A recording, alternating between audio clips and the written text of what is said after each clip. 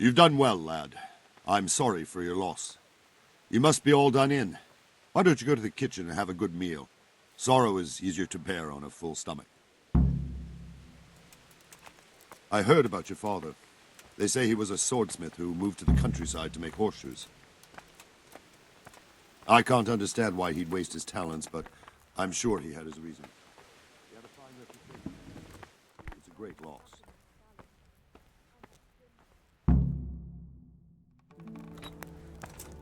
Ah, milady. You are fortunate our good lady Stephanie of Talmberg has graced us with her presence. My lady, I'm honored. So this is our brave young man. Welcome, lad. Bojena here will take care of you. No doubt you're tired and hungry. Indeed. How could he not be, poor soul? After everything he's been through, he must be as hungry as a bear, aren't you, young master? Here you are, then. Eat your fill. And a little wine to wash it down. Thank you, my lady.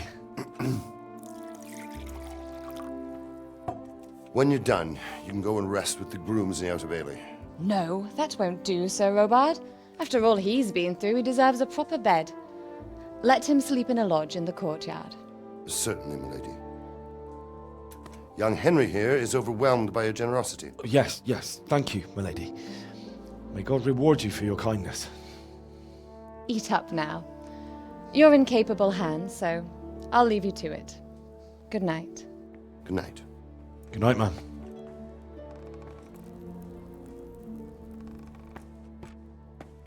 When you've done, you can sleep in the bedchamber of the courtyard lodge. And don't forget to take off those filthy boots before getting into bed.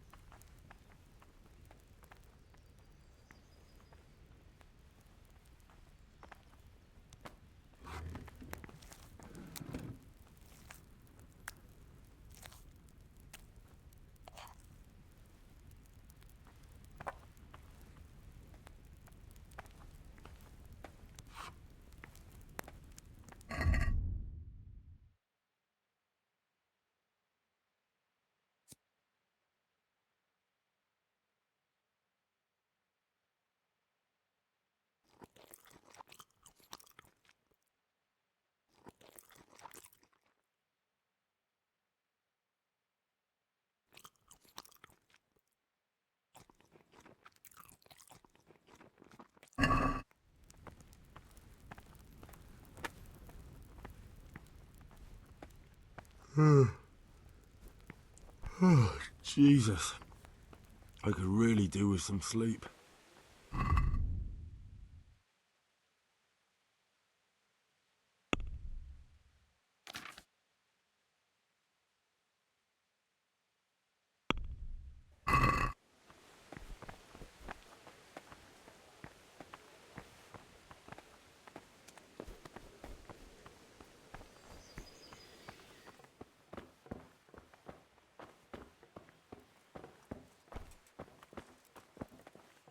Hey.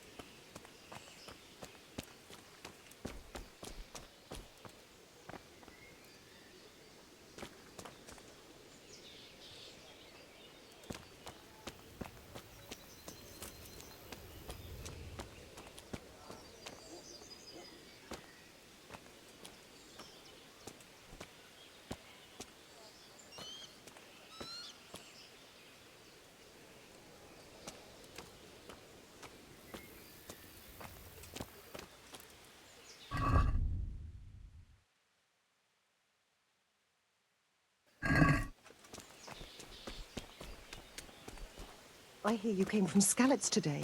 It must have been terrible there. How did it happen?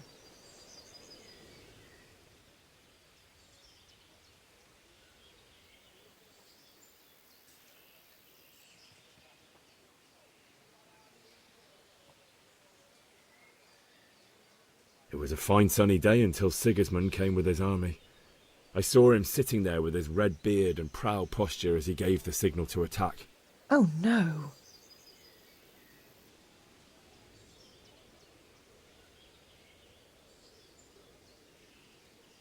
I ran to the castle for shelter with the others. Behind me I could hear the shouts of the attackers and the screams of the wounded. Then I turned and saw Father trying to save Mother. They were both killed. The gate was closed by then. The men on the battlements were calling to me to run and warn you here. And with God's help I made it. My God, that's horrible. You were lucky to survive. And our thanks for warning us. I'll pray that you see better times.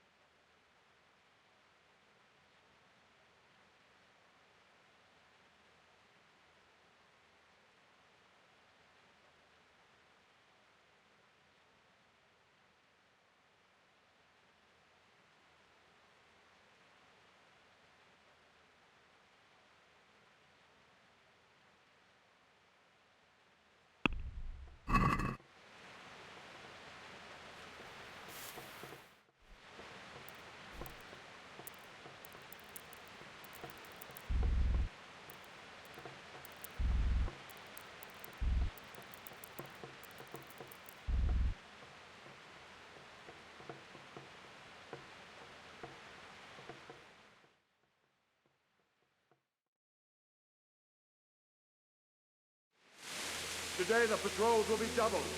Keep your eyes peeled. If you see anything out of the ordinary, report it immediately. Understood? Yes, sir.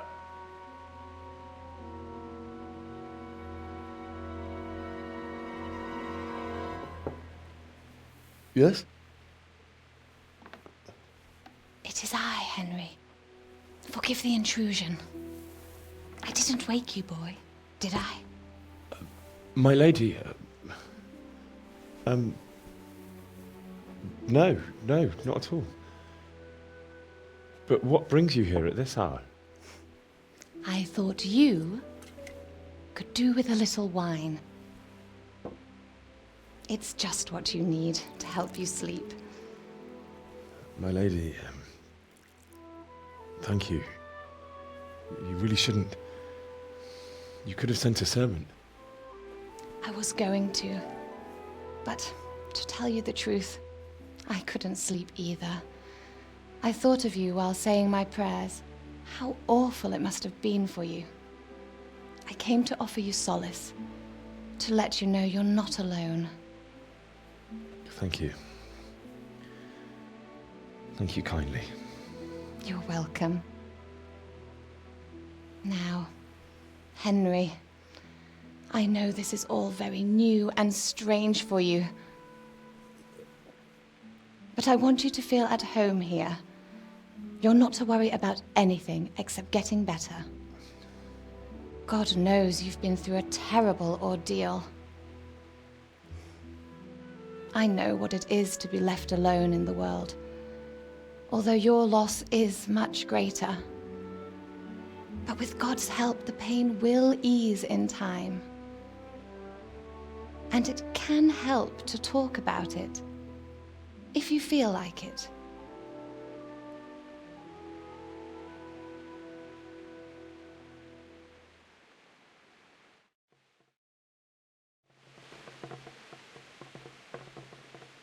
You might be right, my lady.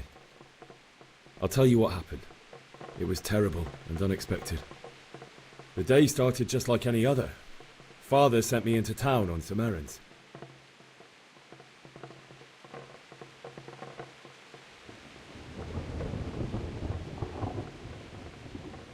A fellow by the name of Kunnish owed money to Father, who sent me to collect it from him. Only Kunnish had no intention of paying. It got a bit heated, as often happens when there's money involved, but Kunnish still wouldn't cough up the coin. Father was too generous for his own good, letting even a scoundrel like that buy on credit. Oh. When I'd done all the errands, I headed back home. I promised Father I'd help him with his work, and I was looking forward to it. He was forging a sword for Sir Radzig.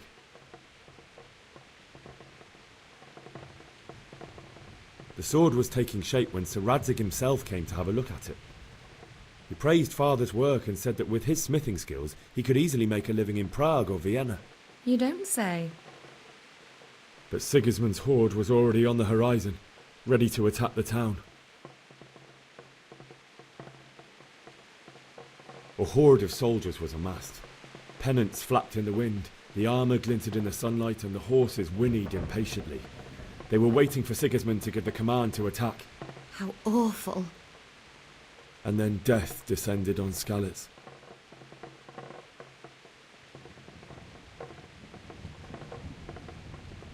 Father told me to take shelter in the castle while he went to get Mother. She was stranded in the town, surrounded by Sigismund's butchers. And then I saw him knocking down one Cuman after another. I never saw him fight like that. But then the leader of Sigismund's raiding party, a knight in full armour, saw Father and charged at him. He cut down my father without a thought. And then he turned on my mother. And he murdered her in cold blood. You poor boy. May the Lord have mercy on their souls. I ran to the castle like our neighbours to take cover, but I didn't make it. I had to find another way to save myself. The men on the battlements called down to me to flee to Talmberg and warn you. I was lucky I knew a concealed path around the castle. I needed a horse to get to the safety of Talmberg and to warn you all. And with all that was happening, you thought of others like a good Christian. Then I heard a scream. It was Teresa, the mill wench. She'd been caught by a gang of Cuman savages who planned to violate her.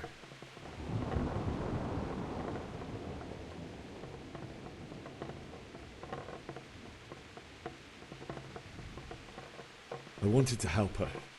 God knows I wanted to, but...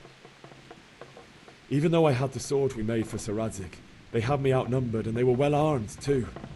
I only just managed to grab one of their horses and ride off. I couldn't help her any more than I could have helped my parents. It wasn't your fault. I'll never forget the horror. It will haunt me for the rest of my life. That's terrible. How could something like that happen? God alone knows why he lets such things happen. You poor boy. I understand your grief, but God is not to blame for the ills of this world. That is the work of Satan and those who do his bidding. Those who are corrupted by greed, envy, and pride. You must not lose faith, whatever life brings. Fate has not been merciful to me, and my husband either. Although in comparison to the horrors you went through. I was young when I married my husband. It was my father's wish. Divish was a lot older than I, but a woman must bear her lot. Shortly after our marriage, before I even got a look at Talmberg, the castle was stormed and my husband was imprisoned. Really? My husband had some quarrel with Sir Havel Medek of Valdek, who decided to resolve it by force. He stormed the castle, burned down the village of Pribyslavitz, and killed many of our men, even the old chamberlain. He imprisoned my husband in the castle and put his own garrison there. That's awful. I was barely 18 years old, and all of a sudden, I was left alone with Sir Robert. We didn't know what to do. We went to Prague to appeal to the king and sought help from Divish's friends, but all to no avail. We tried for years, but it seemed I was destined to be left alone and my husband to rot in jail in his own castle. Years, you say? 7 years. That's how long it took before Havel was condemned as an enemy of the crown. And even then, he refused to surrender the castle and release my husband. In the end, I raised the money to pay a ransom, and only then, by the grace of Lord Jesus, did I finally lay eyes on my husband once more. 7 years. And was Havel punished for it? Never. And after 7 years, my husband returned to me an infirm old man. Sir Divish seems like a good, strong man. Certainly, only he has many concerns. He had to rebuild Talmberg. After he was released, the king appointed him Burgrave of Prague Castle, and he was very busy. He had no time for me at all. But at least we were in the city, and there was something going on. And now, we're here. My lady, you're still young and beautiful. Your best years are still ahead of you. Would that that were true, lad. Would it were true. But what am I doing bothering you with this? You have troubles enough of your own.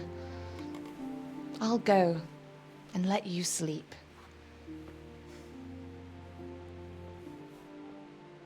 I enjoyed our little talk, Henry. Good night, and God bless. Good night, my lady.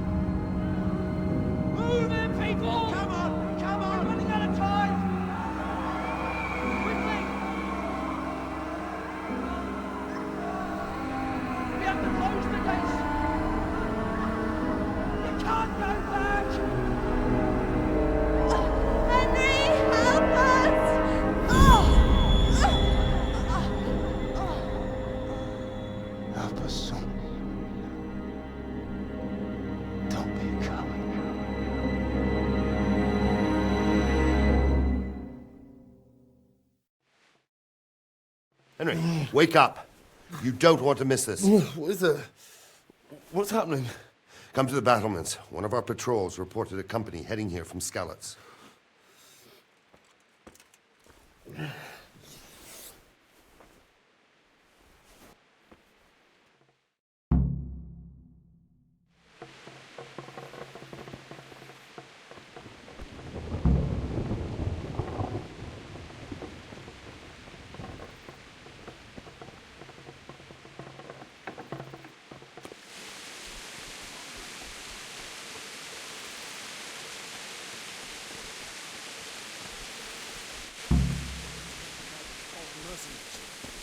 They don't know this country like we do.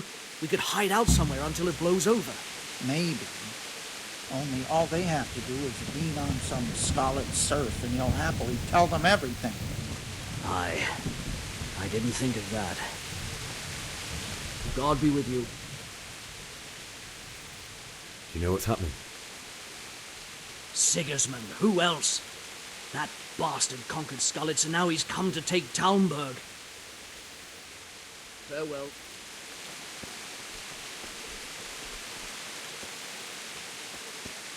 Listen up. If it's Sigismund and his army, prepare for the worst. But don't be daunted by their numbers. Heed my commands, and all will end well. Hey, you men down there.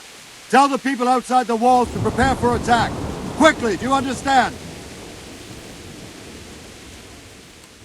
What's going on? I don't know. It doesn't make sense. Why would Sigismund advance on Talmberg in the night? Especially since he's lost the element of surprise after the raid on Skalitz. Maybe it's not him. Then who is it? The scouts Jivish sent to Skalitz to spy on Sigismund said he'd set up camp and was getting ready to storm the castle. And so Radzig is an experienced soldier. He'd surely hold the castle for quite some time. It doesn't make sense. What else did the spies see? Not much of anything.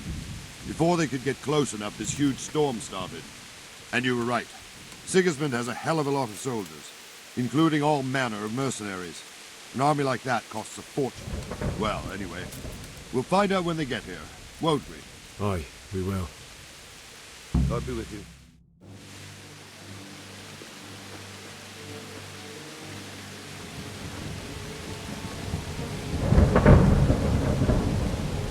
Halt! Who goes there? Lucifer and all his minions. Who else, Robber? Sir Radzig. What a relief. Is his lordship there with you? Yes, sir. He is right here. What are you doing up so late, Divish? At your age, you need a good night's sleep. Well, Radzig, you didn't exactly pick the best time for an outing either. In a big hurry? It was a bit of a scramble, all right. Believe it or not, this tempest is a godsend for me and my men. As my old granddad used to say, better a sore throat than a slit throat. I'd say your grandfather was a wise man. Your messenger told us what happened. Messenger? The lad you sent to warn us. He's alive? He made it to you? He's here with me. He only got away by the skin of his teeth, though. Thank God. A brave young man. But tell me, friend, how on earth did you manage to get away? Thank God for this tempest.